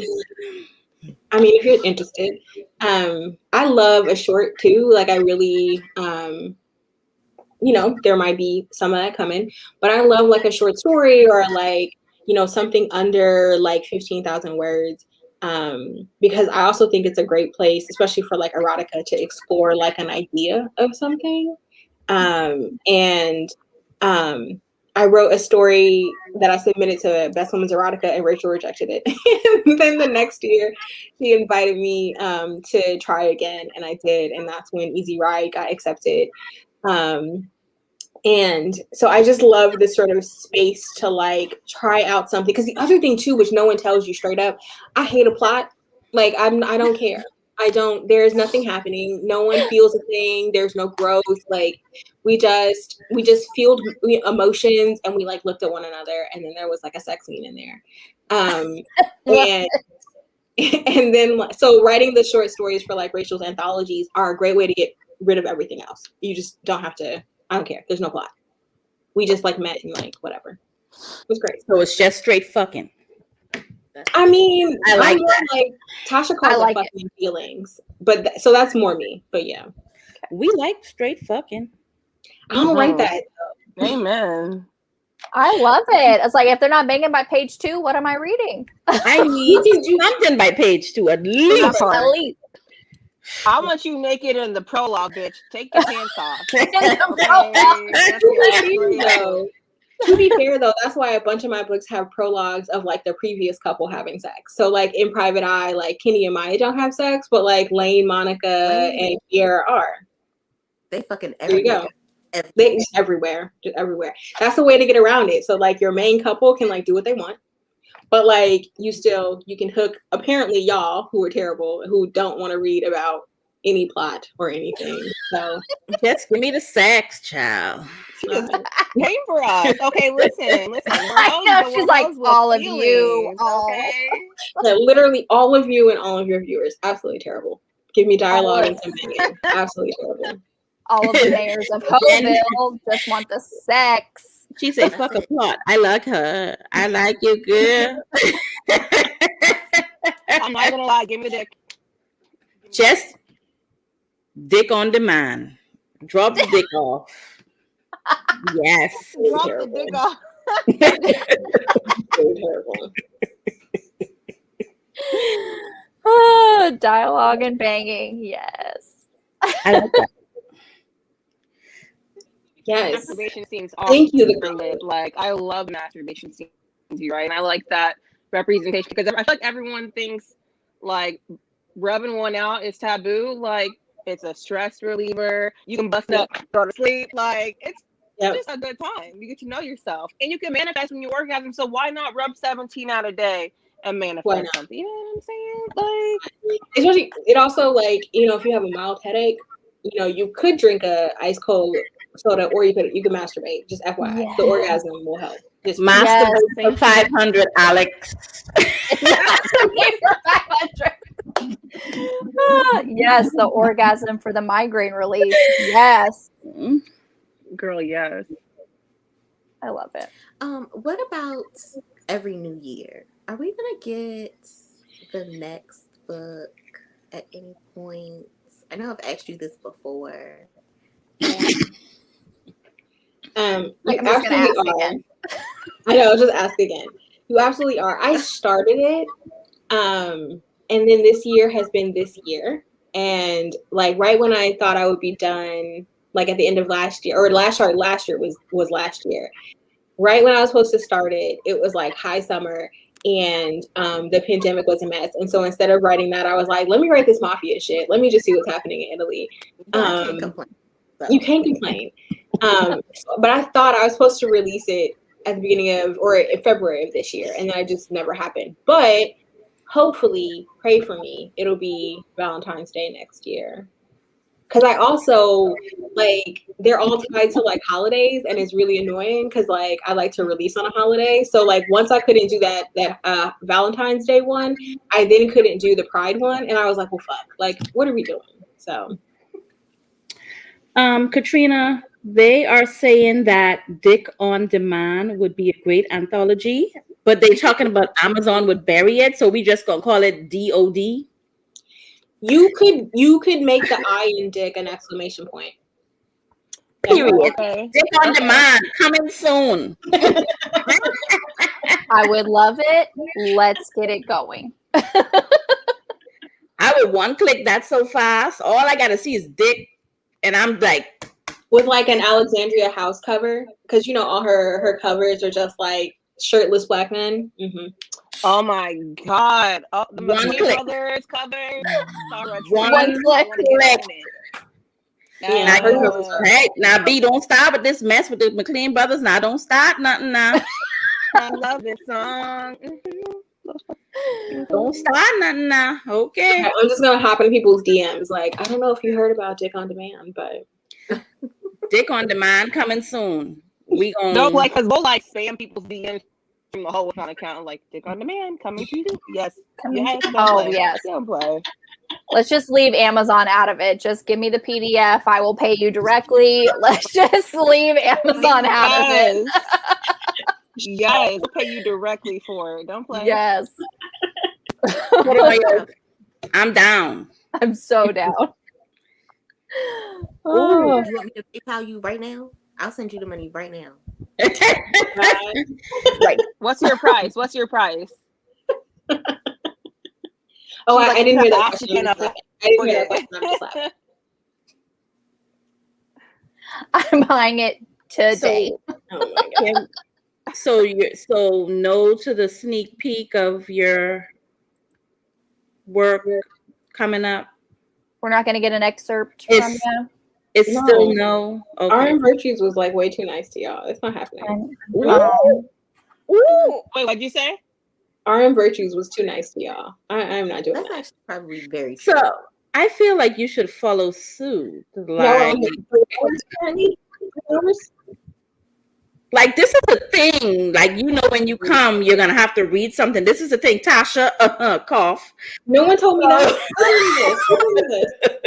It was in the fine Who told print. any of the It was in DMs? the fine print. But it was implied. The fine print didn't in read the the Google contract document we sent you? down at the bottom. No, Asterisk. I be skimming stuff. I didn't see none of that. My bad. There. Okay. One sentence. Whoa, Okay. something. Just one Y'all sentence. bullying. Oh, you know what though? I do. Let me find it. This is so terrible. Yes. I hate it. When we- Katrina, what's when your we sign? I all gotta know. Are you an earth sign? Together. It works. I know. Here. Tasha, we gonna need you prepared, boo boo. Okay. All right. Tasha, get it ready. Get it ready. Tasha on the 12th. Just be ready. The question Yeah, was be ready Tasha. because I was not. I was not ready. Wait, Katrina, what's your sign? What's my sign? Yes. Virgo. Oh my God, y'all Virgos be so difficult. Like, Oh, no, why we have I to was feeling struggle to Virgo. get this? Virgo or a Capricorn. I was feeling. Virgos are Listen, perfect, y'all. first of all. And Here we go. The God complex coming through. when it's right, it's right. I just don't understand. I just don't understand. So, I love Virgos. Y'all are just so like, can you budge a little bit? Just bend a little bit. No way, but we're right. She hold on, people. Why would we descend into madness, right? Like, why would we do that? Why would we do that? We ain't gonna See how be there's on no that answer? today. See? No, Virgos will Today. fight you about literally the temperature. It is stupid. Like, deeply ridiculous. the sky is blue? Wait, no. No, I did actually, as a kid, once like tell someone that I thought the sky wasn't blue, but I wasn't even a kid. I think I was a full adult. I was like, the sky isn't blue, like behind the clouds, and she literally was like, "What the fuck are you talking about?" Like, was I high? Don't know, but I literally was like, "No, it's not blue behind the clouds." She was just like, "Are you serious right now?" And I was like, "Oh yeah, I'm dead serious. I'm whatever." Like, just fully ridiculous, fully ridiculous. Okay. So, Tasha, are you ready? We're telling you. Are you ready? See, Are you ready, or do you need more time? time? No, I'm ready. I also Okay. I do see Tasha does not like to read her own filth, so I will be here literally cackling in the chat, just nothing but like she literally hates it. I just found this out. She literally hates it. We can hire RM to read her snippet because he did a great job. So Tasha, why you didn't give me no that longer option? available No. if we hire. No, that option's not for you, Katrina. Come on. Options not for you. Okay. I'm just saying, RM's in the chat. He does have access to the StreamYard. I'm not saying. Okay, so like, do y'all want the setup to the story, or do y'all want something spicy? Spicy. Spicy. Did I say that too fast? I'm sorry. You said it real fast. You are in Hoe Valley. Hoe Valley. We I'm sorry, I and forgot. dildo in the KTO house. We It's want all spicy. the hoes here. Sorry. Whole shit. I forgot y'all are absolutely messy. Got it. Okay. All right. So I'm only gonna read this one because I'm gonna promo myself. I gotta do what I gotta do. We gotta make money here. So I'm going to start a Patreon later this summer. And this story is going to be the launch story. Of course, it's polyamorous because I am a creature of habit. The Polly Queen, y'all. Yes. We're eating, y'all. Yes. Okay. Okay. Everybody be So quiet. the setup to this is the story will be called Looking, and it's about a married couple who are dating their third. And so the setup to this is the second date between the husband and their potential girlfriend, and they meet at a nature retreat. I think my mother's in the other room. This is going to be so terrible, but we do what we do. Okay. Let me get past all the emotional stuff y'all don't care about, apparently. That's fine. It's okay.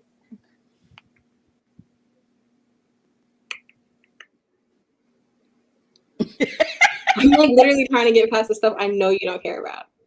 Okay.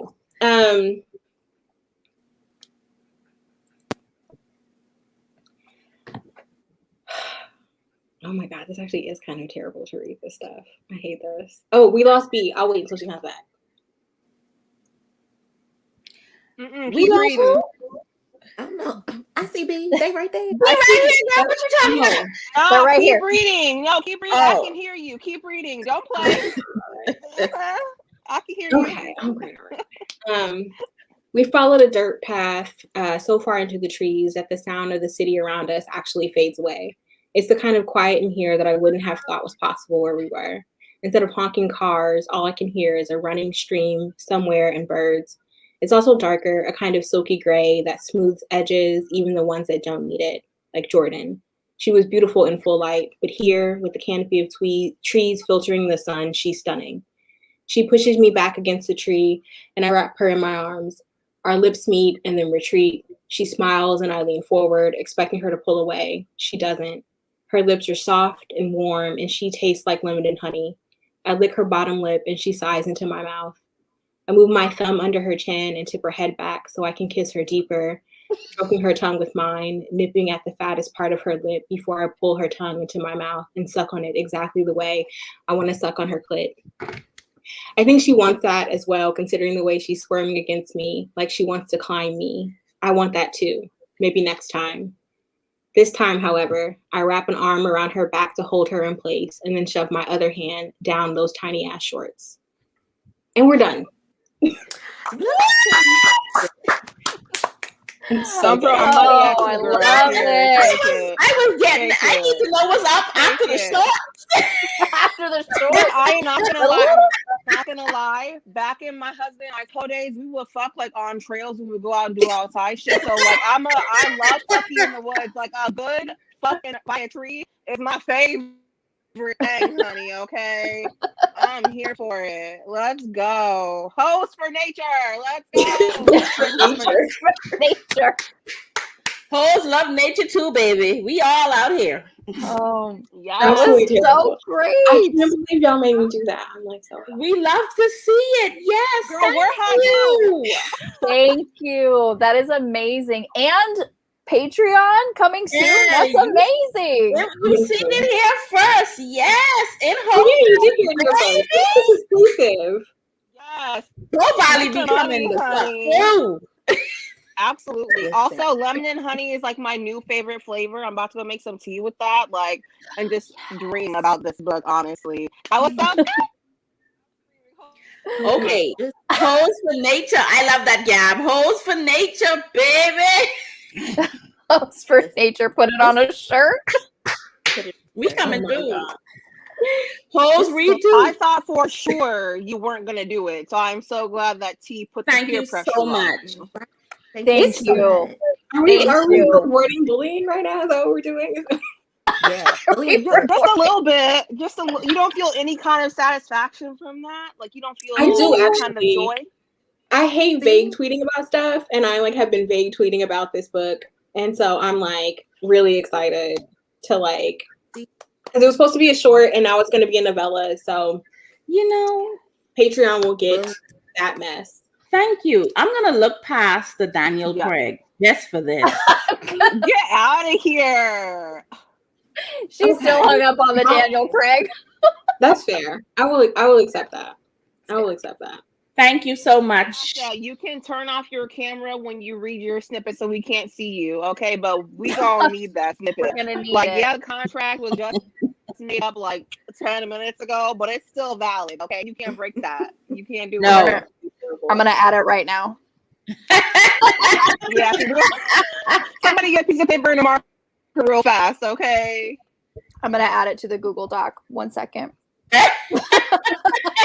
And Tasha, you know how your mom So you mean asks, it like, if wasn't your there? friend jumps off a bridge, are you going to too? You have to jump off the bridge after It's only fair. That's your bestie. Like, you have to. You know what I'm saying? I mean, it was great.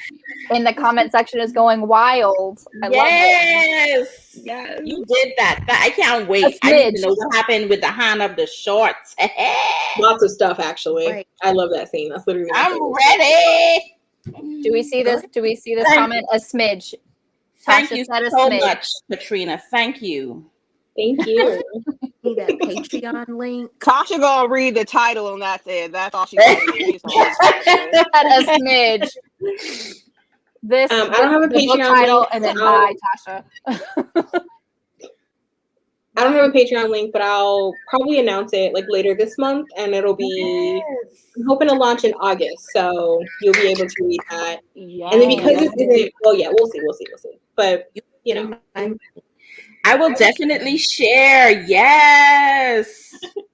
I want to know what happened after the hand under the shorts, baby. I'm gonna be there.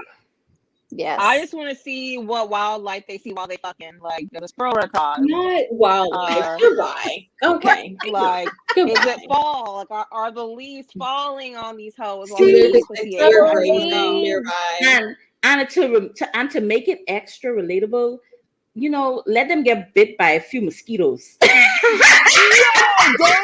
play, because that was the worst part about fucking in nature. That's the worst part. The mosquito bite. Yes. Like, my husband and I called ourselves, Let them get bite by a little bit mosquito. Now it's woods. What are we doing? It's like just a little bit of you real have to life. make it realistic. You gotta make it realistic. You gotta have like a leaf stuck in the wig somewhere too. Did that happen to me too? Right. Okay. Put out a little bit of Black twig like hanging out. Oh, Jesus. They get back to the car. They're like itching all over themselves. They got mosquito bites everywhere on the butt. Don't play, because we had to like get aloe vera and shit one time. We were like out, just it was like the middle of the fucking night, full moon, summer, hot as fuck, and we had bug bites all over our asses and our legs for like a week. It was the worst thing ever, but it was worth it. I was gonna say, But it was worth it. It was worth it. The dick is always I worth it. mean, the mosquitoes give it a little razzle dazzle. I tell you. Small razzle dazzle. So what I'm hearing is that B and Taima, full mess. Got it. Got it. Well, you gotta do it in the middle of winter. You gotta brave the cold, but you don't get the bugs. So for the winter, you just pull your pants down, keep your coat on. Yes. Yes. Mm-hmm. There you go. That's what You you can gonna even leave the pants on. Leave the pants on one leg. You got the one leg out. One leg's getting cold. That's Thank it. you. Thank you. Okay, See, Nicole. You sound like you speaking from a little bit too much experience right now. Yep. The mosquitoes was my experience. The mosquitoes. I grew up in the Bahamas, so mosquitoes, hello. Oh gosh, that's true. That's too much reality. It sure is. You know, just in the middle of the dunes on top of the 4x4. It's got a roof. It's fine. The 4x4. Wait. just let us have one mosquito bite. Just one mosquito bite in the book, and we'll know like you're here for us. You hear our host spirit. That's all we need. In the acknowledgments, you just be like, the mosquito bite was for the hose. No, she's gonna block us all after this, okay? Like, we will never see that book. Just no, it was. I told Co was on just one leg out. You're fine. You got too much experience in this. We can really like do some hoe hacks in these chats. Like, we should do. Y'all should be sensitivity readers. Like, is this hoe enough? Like, is the realism here? If not, it's a whole mess. I volunteer trivia. It should be askew. I feel like y'all should consider that. I do go to the dunes in the winter. It's too hot in the summer. You go to the dunes in the winter. Oh my god. The wilderness expert. No, apparently that's B. Right. Absolutely. After it's on a trail, I will not fuck on. Let's get that straight. All right. Like, it's so nice. This is the perfect spot. Why wait? Like nature makes me horny. I can't help it. Like, we go to Denver for our anniversary, and I just like Roadhead is my favorite thing to do while driving through the mountains. I can't help it. And I can't help it. that, folks. Do you is see these why trees? They are. The Do you see these You walls? see the trees. Get them. They said it's I'm so literally beautiful. screaming, this is too much. right. Good, Nicole. Yes, Nicole. Absolutely. It's so beautiful. Is it though? Oh. Yeah, wilderness bucket do's and don'ts. Oh my god. I'll Oh, release the field guide later on this year. thank you. We Thank you. appreciate that. Field guide for future hoes of nature. Love it. Yes. I like that. I really do. But Deja. I think it's time to end. and now I know who to contact. So I'm gonna be like, yeah, so I need to do this. What's the best spot? And then they're just gonna give me Literally. all of the tea. They're gonna give me all the information. Yes. I'm Correct starting a outfit. Patreon in August 2, y'all. Tip number 1 is coming. Just the tip. The wilderness fucking Patreon is dropping. Oh my god. This wilderness. Yes. Oh, that's awesome. Okay, if no one else has any questions, Pat, don't is there see anything any. else you want to say? Or you want to share, or like any parting words of wisdom? This is Another a- snippet. the parting words of wisdom is that this was a mess. And,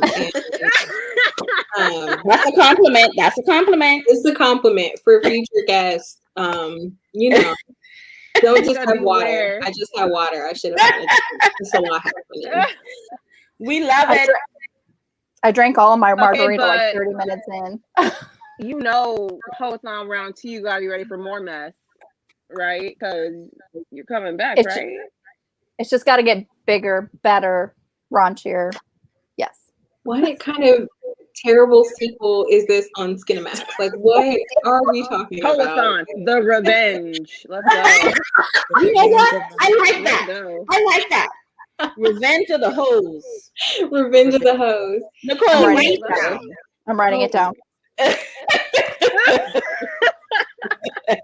This is a whole mess. No, this has been really fun. Y'all are great. Y'all are great. And I actually We know. let me not Hey. give. Ain't no Yeah. humble pie in here. Ain't no humble pie in here. You can't take me anywhere. Damn. Oh my god. No, you guys have been great. You guys have been great. Thank you for coming. Right. Thank you so much. No, for I'm real. so It's glad really you an did. honor. Like, thanks When for I not can't read kicking books, me I out. read your books. So it means a lot just to like be in your presence. Oh my gosh. Right. Every I'm gonna time- scream when I get off literally this in all live. those presents being a fool on Twitter. So it is not a big deal. You know what? I'm with you because they be wilding on Twitter. I'm with you, girl. Honey, what you think you be doing? Nothing.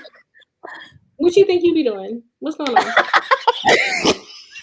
What's going on? She did not just try and do that. Right. Ball tightening. I like that.